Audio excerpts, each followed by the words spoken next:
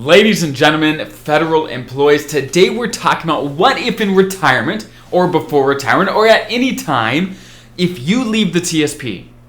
And there's lots of reasons why someone might want to do that, which I talk about more in other videos. But let's say you did. Do you want to leave a little bit in the TSP to keep it open? To give yourself the option to come back later. That's what we're going to talk about today. If you're new to the channel, welcome. My name is Dallin Hoswell. I'm a financial planner who serves federal employees every single day, and I love it, so let's dive in. So the most common reason why someone might leave the TSP is they want to go to an IRA.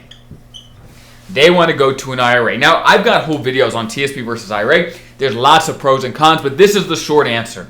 IRAs have way more flexibility in how withdrawals work, investment options, getting financial planners to actually manage it for you, tax strategies, tons of things that IRAs allow you to do that TSP simply does not. Now, it doesn't mean TSP is a bad option in retirement. Again, there's pros and cons, but the reason people do leave generally is to go to an IRA to have more options.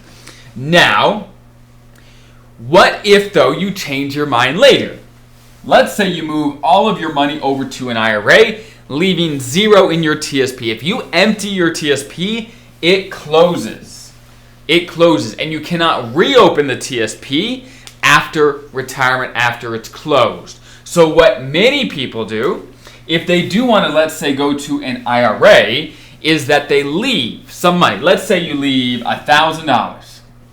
In the TSP, you move everything else over to the IRA, where the vast majority of your money is where you want it to be, but you're leaving just a little bit in your TSP to keep it open. That's a very common strategy, just to give yourself the option if you ever wanted to move money back, you can. Now, the one exception to this, when it comes to moving money back to the TSP, the one thing you cannot do, is the TSP does not accept money from Roth IRAs. It does not accept it. So if you have, let me just give you an example. Let's say right now in the TSP, you've got Roth TSP and you have traditional TSP. You have both, let's say. And if you don't know the difference, I got videos on the traditional versus Roth. You can check that out. Let's say you have both. And let's say you move both of those things over to an IRA and you leave, let's say, $1,000 of traditional dollars in the TSP, let's say. So over in the IRA side, you have got a Roth IRA and you've got a traditional IRA, okay? Your Roth TSP dollars went here, and traditional TSP dollars went there. Again, if you ever wanted to move money back, your traditional IRA can always go back if you'd like, but a Roth IRA cannot be sent back to the TSP. I'm not sure why. That's just how the rules work. So keep that in mind. Now, most people have most of their money in the traditional side, so it's not a factor for most people, but it's something to keep in mind. So long story short, if you want the option of being able to go back to your TSP, which not everyone actually does, right? IRAs can basically do anything TSP can do with more flexibility. But I will say this.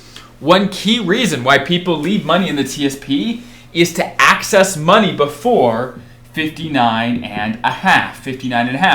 IRAs, you have to be 59 and a half to access them with no penalty.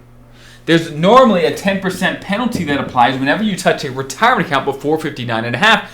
IRAs have those rules, and TSP has those rules too. But TSP has exceptions to those rules if you retire as a federal employee, right? If you're a normal federal employee, you can actually access TSP as early as 55. If you're special provisions, it could be age 50 or even earlier if you're fully eligible to retire. But again, IRAs, it's 59 and a half, period. So for example, let's say you're 57. You retire, you move all your money to an IRA. You're leaving nothing in TSP. You can then not touch your money until 59 and a half, which is not what a lot of people want.